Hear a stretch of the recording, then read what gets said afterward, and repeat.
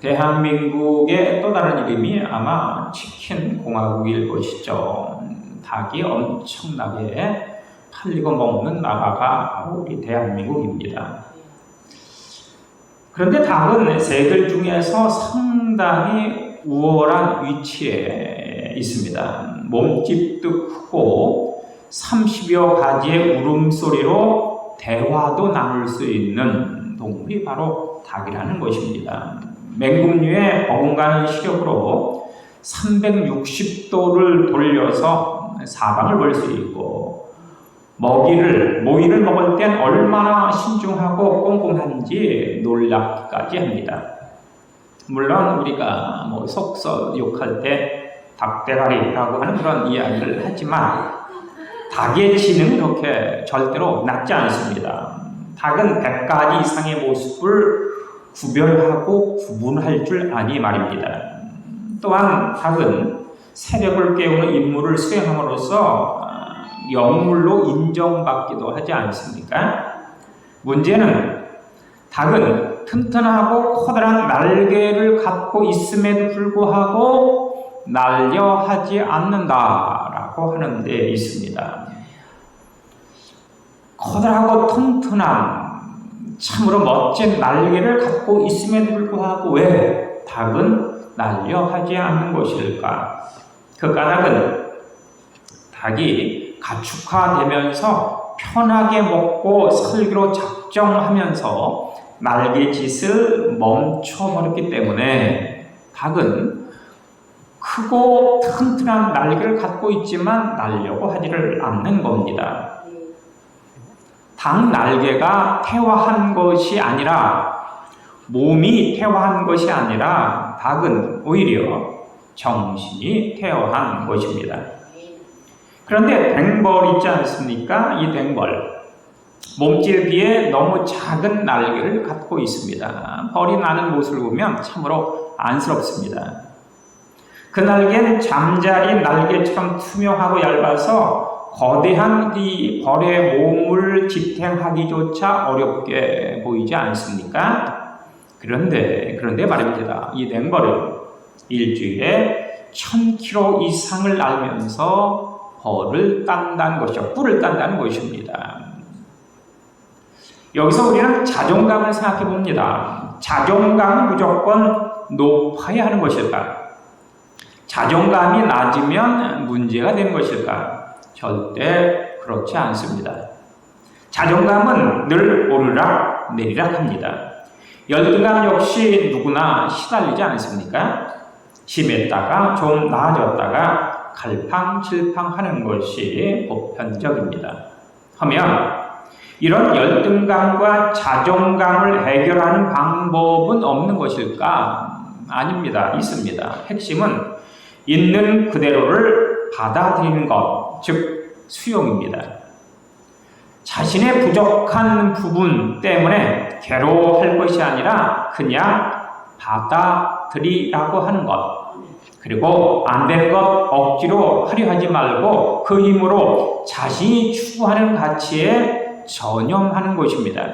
그러면 자존감이 올라가는데 이 둘을 합쳐서 수용과 전념이라고 하는 그러한 단어를 사용하고 있습니다.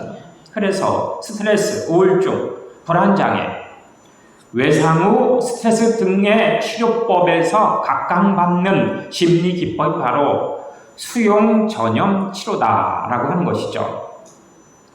받아들이라고 하는 것입니다. 그냥 수용하라는 것이죠. 물론 받아들이고 수용하는 것이 그렇게 쉬운 것은 아닙니다. 어렵습니다.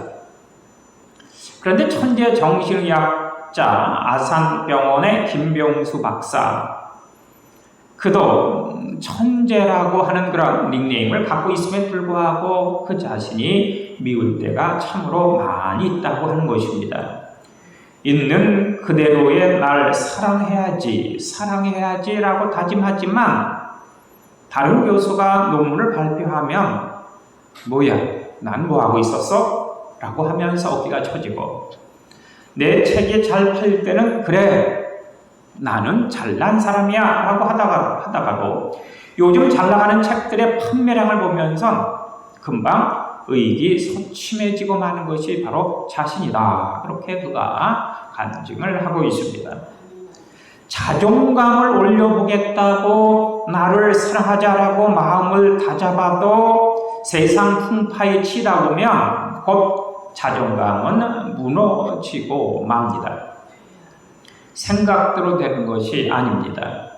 자존감은 그냥 꾸준히 내가 소중히 여기는 것을 밀고 나갈 때 비로소 커지는 것, 그것이 바로 자존감이다.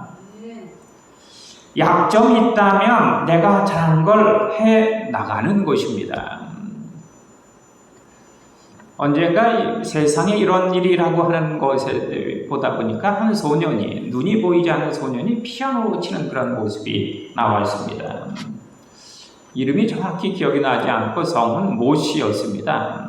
아마 눈이 보이지 않으니까 부모가 버려서 이렇게 복지관 고아원에 성장하는 어린아이였는데 아주 내성적이고 의기소침한 그런 아이였다고 하는 것입니다. 그런데 언제부턴가 피아노에 관심을 갖게 해서 피아노를 치게 했더니 언제부턴가 이 아이가 당당해지기 시작한 것이죠. 나는 눈이 보이지 않고 나는 성격이 내성적이지만 나는 할 수 있는 것이 있어. 피아노를 치는 거야 라고 하는 때부터 그는 자신감이 넘쳐나서 텔레비전에 나와서도 당당하게 소리치고 있었습니다. 나는 나야. 나는 피아노를 가장 잘 치는 피아니스트가 될 거야 라고 외치는 모습을 볼 수가 있었습니다. 약점이 있다면 내가 잘하는 걸 해 나가면 됩니다. 그러면 내가 완성이 되어지는 것이죠. 그것을 하나님이 원하신다. 모자란가 하자를 지닌 내가 그냥 그렇게 서 있거나 앉아 있는 것이 아니라 행동하고 움직이다 보면 어느새 나를 통해 하나님의 나라가 건설된다라고 하는 사실을 기억하시기 바랍니다. 오늘 본문에서 예수님께서는 이스라엘 사람들 중에 이만한 믿음을 보지 못하였다라고 감탄을 하시고 있지 않습니까? 이만한 믿음. 예수님이 감탄하신 이만한 믿음. 과연 어떠한 믿음이었을까?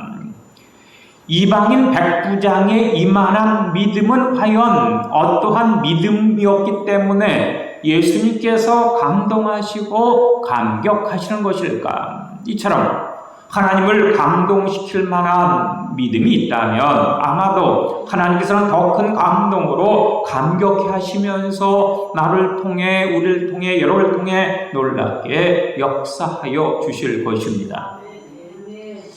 오늘 본문의 앞장인 5장에서 7장까지가 산상보훈의 말씀이 기록이 되어져 있습니다. 이 산상보훈의 말씀, 내 나라 백성들에게 우리나라는 이렇게 살아야 하는 나라야 라고 규정하는 통치자, 왕의 지침 같은 것이 바로 산상수훈입니다. 예수님의 나라, 그 백성들은 이렇게 사는 사람들이야 라고 그렇게 설명하는 것이죠. 그리고 이어지는 8장에서 9장까지는 그렇게 살면 이러한 이적과 기적을 경험하게 되는 거야 라고 설명하는 내용으로 예수님께서 친히 10가지 이적을 행하시고 있습니다. 산상보훈의 말씀을 하신 다음에 10가지 이적이 기록이 되어져 있다. 이때 저자 마태는 여기서 모세가 그랬듯이 예수님도 10가지 이적을 행하셨다라고 그렇게 강조하고 있는 것입니다. 그러면서 진정한 권세란 말씀만의 권세가 아니라 사역과 능력의 권세도 여기 포함되어 있어 라고 설명을 하는 것이죠. 즉 산상보훈과 이적을 연결하면서 마태는 말씀이 능력이다. 능력은 말씀을 통해서 나타난다 하는 것을 강조하고 있습니다. 흔히들 말씀만을 강조하는 이들이 있죠. 말씀이 중요하다. 그런데 말씀은 필히 삶의 변화로 나가야 합니다. 또한 혹자는 경험되어지지 않는 말씀은 말씀이 아니다라고 주장하기도 하는데, 이러한 이들은 신비한 이적을 찾아다니다가 신비만을 앞세우다 보면 신비주의자로 전락하고 마는 것입니다. 실제로 하나님 말씀을 전하고 말씀에 순종하고 믿음으로 살다 보면 자연히 놀라운 능력과 이적과 기적을 경험케 되는데 말입니다. 기독교 역사에서 말씀만 강조한 이성주의 이단들이 있고, 반대로 경험만을 강조한 신비주의 이단들이 있습니다. 이 둘이 정반대의 입장인 것 같은데 실상은 똑같습니다. 한쪽으로 치우치면 이성주의, 신비주의는 어떻게 보면 같은 현상이다라고 하는 것이죠. 한쪽으로 치우친 이성주의와 또 한쪽으로 치우친 신비주의, 똑같은 것이다라고 하는 것을 우리가 기억할 필요가 있습니다. 오늘 우리가 함께 봉독한 본문의 말씀은 5절에서 13절, 9절이죠. 그런데 특이하게도 이르되라고 하는 말이 6번이나 반복이 되어지고 있습니다. 5절 빼고 6절에서 13절, 8절 모두가 구어체로 되어 있다. 즉, 백부장과 예수님의 대화가 오늘 본문 말씀이다라고 하는 뜻입니다. 5절 보니까 예수님께서 가버나움에 가시니 한 로마의 백부장이 나와서 예수님에게 강청을 하였습니다. 로마의 백부장, 가버나움의 점령군 사령관입니다. 요즘으로 치면 100명의 부하가 있는 중대장급일 것이죠. 당시는 군사 통치 기간이었기 때문에 군인의 권위는 참으로 대단했을 것입니다. 우리나라로 보면 박정희나 전두환 대통령 시절처럼 말이죠.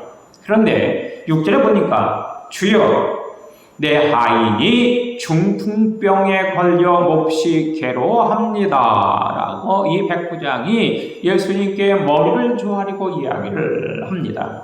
여기서 주여라고 하는 말, 이 말은 예수께 대한 최대의 경의입니다. 이 7절은 예수님이 말씀하시죠. 그래? 그러면 내가 가서 고쳐줄까? 이렇게 의문문으로 묻고 계시죠. 내가 가서 고쳐주렴? 나를 보고 가서 고쳐달라고? 이 정도로 예수님께서 백부장에게 말씀하시는 것입니다. 그런데 백부장 8절에서 주여 주께서 내 집에 오시는 것을 저는 감당할 수 없으니 말씀으로만 고쳐주십시오. 이렇게 대답을 하고 있습니다. 이 뜻이 무엇입니까? 주님이 어찌 죄인의 집에 친히 오시려고 하십니까? 유대인인 주님이 어찌 율례를 범한 이 로마인, 이방인 집에 오시려고 하십니까? 괜히 구설수에 올라서 당신에게 불편을 드릴까 제가 심히 떨립니다 라고 하는 뜻입니다. 예수님 말씀에 대한 무한한 신뢰와 존경과 경외를 이 백부장이 예수님께 표하고 있습니다. 그러자 10절에서 예수님이 심히 놀라시면서 내가 이스라엘 사람 중에 그 누구에게도 이만한 믿음을 만나보지 못하였다 이렇게 대답을 하셨습니다. 그러면서 13절 가라 네 믿음대로 될지어다. 우리 조영 원사님이 강조 원사님을 위해서 기도할 때 믿고 싶은 것이 아니라 믿습니다. 놀라운 믿음입니다. 가라 네 믿음대로 될지어다. 사실 그 즉시 아이 나왔습니다. 여기 핵심 단어 믿음인데 그 믿음이 어떠한 믿음이냐? 이만한 믿음, 최상급의 신앙을 말하고 있습니다. 믿음의 양과 퀄리티, 크기와 질이 최고다라고 하는 것이죠. 이방인 백부장의 이 믿음이 예수님을 놀라게 했습니다. 우리 역시 이 땅을 살아가면서 한 번쯤 예수님과 하나님을 놀라게 할 만한, 감동시킬 만한 믿음의 소유자가 되면 얼마나 좋겠습니까? 마태복음 15장에 보면 또 다른 이방인 가나안 여인이 등장을 하는데, 그녀에겐 예수님께서 메갈레 피스티스, 네 믿음이 크도다, 이렇게 선포하셨습니다. 감탄하셨죠. 이 메갈레라고 하는 말, 헬라어 메갈레라고 하는 말은 영어의 메가톤이라고 하는 말이죠. 그녀의 믿음이 메가토급이다 라고 하는 뜻입니다. 그리고 오늘 본문의 이만한 믿음, 이 믿음은 최상급의 믿음을 이야기하는 것이죠. 그러니까 최고의 믿음이다 라고 하는 뜻을 갖고 있습니다. 마태복음 15장의 가나안 여인의 믿음이 메가톤급 믿음이었는데, 이 로마 백부장의 믿음은 이 메가톤급의 믿음보다 더 큰 믿음이다, 이만한 믿음이다, 이렇게 예수님께서 선포하고 계시는 것입니다. 그렇다면 예수님을 감동시킨 그 믿음은 과연 어떠한 믿음일까요? 우리가 가질 최상급의 믿음은 또한 어떠한 모습일까요? 말씀의 권세가 임할 때 오는 그 믿음은 과연 어떠한 것일까? 세상에서 위임받은 그 믿음의 권세가 얼마나 어마어마한 것인지 궁금해지지 않습니까? 첫째, 이만한 믿음이라고 하는 것은 이스라엘 중 아무에게서도 라고 하는 말에 힌트가 있습니다. 백부장이 유대인이 아니라 로마 사람 이방인이었다라고 하는 데 있습니다. 어릴 때부터 모세 율법을 공부해 온 사람이 아니죠. 오랫동안 회당에서 말씀을 연구하고 공부한 사람이 아니었습니다. 부모로부터 신앙 전통을 이어받은 사람이 아니었습니다. 목회자나 장로의 자녀, 모태 신앙인이 절대 아니었습니다. 그런데 그럼에도 불구하고 이런 믿음을 갖다니 라고 예수님께서 지금 감탄을 하고 계시는 것입니다. 이는 이스라엘 사람들이 예수님을 열렬히 환영하기도 전에 벌써부터 예수님의 소식, 즉 복음의 소식이 이 이방인에게 전해지고 있었다라고 하는 것, 순수하고 깨끗한 믿음이 이방인에게 흘러들어가 있었다라고 하는 것, 이런 모습을 지금 이 마태가 기록을 하면서 이 마태는 너무너무 행복해하고 기뻐하고 있습니다. 오늘 이 본문에서 우리는 마태의 이 마태복음을 기록한 마태의 흥분을 볼 수 있어야 합니다. 마태복음을 해석하는 관점, 그것은 마지막 장 마지막 절 28장 19절 20절. 그러므로 너희는 가서 모든 민족으로 제자를 삼아 아버지와 아들과 아버지 그리고 제자는 뭐야? 세를 주고 그들에게 내가 그러한 모든 것을 가르쳐 지키게 하라. 볼지어다 세상 끝날까지 내가 너희와 함께 할 것이다 라고 하는 것이 바로 이 마태의 핵심 마지막 그 부분인데, 바로 이 절의 결론을 안경으로 삼아서 마태 전체를 파악해야 하는데, 실제로 이 땅에 있는 모든 이방인 족속들에게 복음이 전해지길 간절하게 소원했던 마태의 관점을 제일 앞으로 끌고 와서 마태복음을 읽으면 마태복음의 전체적인 윤곽이 잡히게 되어져 있습니다. 마태는 이방인들, 즉 모든 민족에게 복음이 전해지는 것을 보면서 너무나도 지금 흥분을 하고 있는 것입니다. 예수님의 감동이 저자 마태의 감동으로 이렇게 오버랩되는, 겹쳐지는, 이런 투사되는 이런 모습을 볼 수 있죠. 복음이 전해질 때 예수님은 너무너무 기뻐하십니다. 그리고 또 이 최고의 감동, 그것이 바로 구원의 감동 아니겠습니까? 복음 전파의 기쁨입니다. 이것보다 더 큰 감동, 이것보다 더 큰 역사 없습니다. 이것이 아버지의 마음이요 천국의 심장이기 때문입니다. 본문 11절과 12절에서 마태는 자신의 교회에 이미 이방 선교의 비전을 선포하고 있는 것이죠.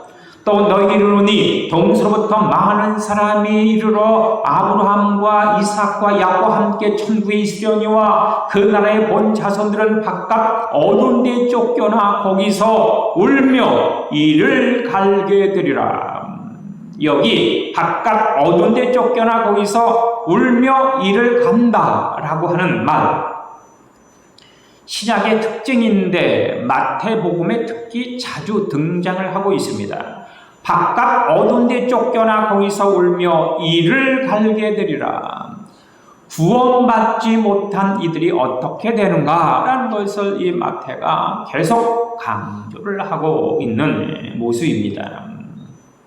바깥 어두운 데 쫓겨나 거기서 울며 이를 갈게 되리라. 구원받지 못한 이들이 이렇게 될 것이다. 즉 하나님 천국잔치에 동참하지 못하는 비극을 경험하게 된다라는 것을 이 마태가 아주 갈급하게 목이 터져라 그렇게 외치고 있습니다.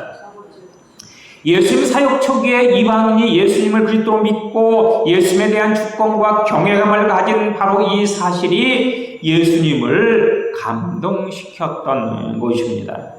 마태를 흥분시켰던 것이죠. 오늘도 예수님 이름이 높아지는 것보다 더 큰 영광, 더 큰 기쁨이 어디 있겠습니까? 두 번째로 이만한 믿음이라고 하는 것은 이만한 사랑을 지닌 믿음을 내가 보지 못했다라고 하는 뜻입니다. 군사통치 시대에 가버나움 주둔군 사령관 백부장이라고 하면 대단히 높은 존재 아니겠습니까? 그의 아인 한 명이 지금 중풍병에 걸렸다라고 했는데, 아인이 중풍병에 걸렸다, 노예가 중풍병에 걸렸다, 이것은 폐기 처분감 아니겠습니까? 당시 종은 재산이 아니라 인격체가 아니라 그냥 물건이었기 때문입니다. 하물며 병든 종, 병든 노예, 이는 돈의 낭비죠. 주인이 아인에게 최고의 관심을 보인다고 하면 구간을 시켜서, 야, 예수를 가서 만나. 내가 보냈다고 해. 이 가버나움 주둔군 사령관 백부장 내가 너 예수에게 보냈다고 해 라고 말하면 그만입니다. 그런데 이 백부장은 직접 예수님을 찾아왔고 예수님께 존경과 예의, 경의와 겸손의 자세를 보이고 있는 이 모습, 영웅이 영웅을 알아보는 법 아니겠습니까? 귀를 알아보는 눈이 참으로 귀합니다. 윗사람, 존경하는 걸 자존심 상해한 일이 참으로 많이 있는데 이것은 바로 열등감의 발로이죠. 귀인을 귀인으로, 존경의 대상으로 존경하는 것 당연합니다. 그런 인격이 진짜 인격이다. 헬라어의 종, 노예에는 두 가지 단어가 있습니다. 종이라고 하는 말, 노예라고 하는 말은 첫째, 둘로스라고 하는 말 있죠. 둘로스. 그야말로 노예, 종, 하인입니다. 두 번째, 이 종, 노예라고 하는 단어에는 파이스라고 하는 말이 있습니다. 그런데 이 파이스는 종은 종인데 아들로 번역을 해도 전혀 문제가 되지 않는 단어입니다. 종은 종인데 아들 같은 종이라고 하는 것이죠. 종을 가족처럼 여길 때 파이스라고 하는 단어를 사용하는 것입니다. 본문의 종은 둘로스가 아닌 파이스라고 하는 단어를 사용하고 있습니다. 종을 아들처럼 사랑하고 아끼는 주인의 마음이 담겨져 있는 것이죠. 이에 예수님은 이만한 사랑과 이만한 믿음을 내가 본 적이 없다, 이렇게 말씀을 하시는 것입니다. 이만한 사랑을 지닌 믿음을 내가 이스라엘 사람들 중에서는 그 누구에게도 만나본 적이 없어. 세 번째로 이만한 믿음이란 이만한 겸손을 본 적이 없다라고 하는 뜻입니다. 예수께서 말씀하시죠. 내 가서 고쳐주렴? 이렇게 물으니까 이 백부장, 주여 저희 집에 주님이 오신 것을 제가 감당치 못하겠습니다.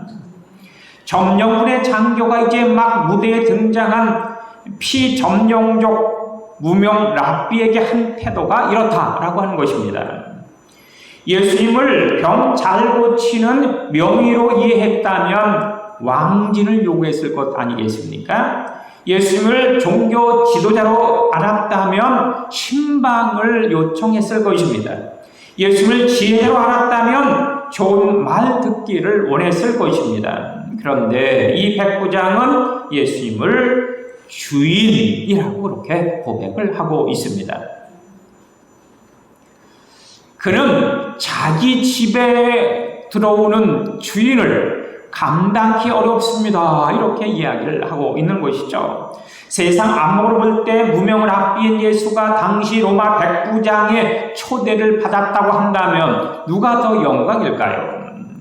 세상 사람들 눈엔 백부장의 집에 예수님이 들어가신다면 그것은 예수님이 영광이다 라고 생각할 것은 뻔한 것입니다. 그런데 이 백부장, 주님처럼 귀하신 분이 천한 저희 집에 오시다니요. 당시처럼 존귀하신 분이 미련하고 무가치한 저희 집에 오시다니요. 당신같이 존귀하신 분이 이방인 내 집에 오는 것 절대로 제가 감당하기 어렵습니다. 라고 이야기를 합니다. 이에 예수님은 이만큼 겸손한 믿음을 내가 본 적이 없구나 이렇게 말씀을 하시는 것이죠. 백부장의 겸손한 인격이 예수님을 지금 감동시키고 있습니다. 인격 중에 인격이 무슨 인격이겠습니까? 겸손이죠. 성경에서 가장 강조하는 인격이 바로 겸손입니다. 예수를 감동시킨 인격의 믿음까지 더해졌으니 이만한 겸손의 믿음을 내가 이 땅에서 본 적이 없어 이렇게 예수님께서 감동하시는 것 아니겠습니까? 백부장은 예수님에 대한 경외함으로 나는 부족합니다. 나는 자격이 없습니다. 나는 모자랍니다. 라고 했습니다. 이런 마음 자세가 예수님을 감동시키는 인격이다라는 것을 기억하시기 바랍니다. 가정에서도 역시 마찬가지 아니겠습니까? 나만 손해보았다라고 여기면 행복이 깨집니다. 내가 복이 많아 이런 부모 밑에서 태어났지. 나보다 더욱더 똑똑하고 잘난 멋진 아들로 딸로 태어난 내가 너무 기뻐 라고 느끼며 산 것이 바로 겸손 아니겠습니까? 그래야 가정이 행복합니다. 교회 역시 하나님이 부족한 날 귀히 여겨서 과분한 직분을 주셨습니다. 충성하지 못했고 갚지 못하고 살았는데 늘 넘치는 인정을 받고 내가 살고 있습니다 라고 생각하는 것이 바로 겸손입니다. 늘 손해보는 것 같고 늘 뺏기는 것 같고 좀 더 인정해 주길 기대하면서 늘 섭섭하고 불평스러운 그 마음, 그것이 바로 교만 아니겠습니까? 예수님과 교회를 아프게 하는 인격인 것입니다. 멕시코의 푸이케텍 제르탈 인디언의 방언엔 신앙, 순종, 겸손이라고 하는 단어가 똑같은 단어로 사용되고 있었습니다. 선교사들은 생각했죠. 미개한 나라니까, 미개한 언어니까 표현이 부족한가 보다라고 그렇게 여겼습니다. 그런데 그들과 함께 살면서 깨닫게 됩니다. 믿음이 곧 순종이고 순종이 곧 겸손이라고 하는 것. 하나님 믿고 순종하는 것, 겸손한 이만이 할 수 있는 일이라고 하는 것. 믿음이 순종이고 순종이 겸손이다. 시작. 아멘. 그렇습니다. 믿음이 순종이고 순종이 곧 겸손이죠. 백부장이 이런 겸손한 믿음이 주님을 감동시켰던 것입니다. 교만해서는 안 되죠. 교만은 패망의 선봉이고 넘어짐의 앞잡이 아니겠습니까? 네 번째로 이만한 믿음이란 말씀의 능력을 믿는 믿음입니다. 8절 보니까 다만 말씀만 하옵소서. 주님의 말씀은 능력 자체 아닙니까? 단지 한 말씀이면 됩니다. 마태복음 15장의 가나안 여인이 예수님의 거절을 받으면서도 부스러기라도 줬사오니 주인의 상에서 떨리는 부스러기로 한 토막이면 내 딸이 낫겠나이다 했던 것처럼 천지를 창조한 그 입으로 왕의 권위로 입을 열어 단 한마디만 해주십시오. 오직 한마디만 해주십시오. 그러면 죽어가는 중풍병 걸린 내 노예가 아인이 낫겠습니다. 이는 말씀이 권을 초월하여 역사하실 수 있다라고 하는 믿음의 표현 아니겠습니까? 멀리서 말씀만 하셔도 나을 수 있다라는 것을 믿는 믿음. 주님이 직접 찾아와 손으로 어루만져 고쳐주실 수 있지만 주님은 거리나 환경에 매이지 아니하시니 이곳에서 단 한 말씀만 해주십시오. 그러면 저곳에 있는 내 아인이 낫겠습니다 라고 하는 멋진 믿음. 말씀을 그대로 믿으면 기적이 나타납니다.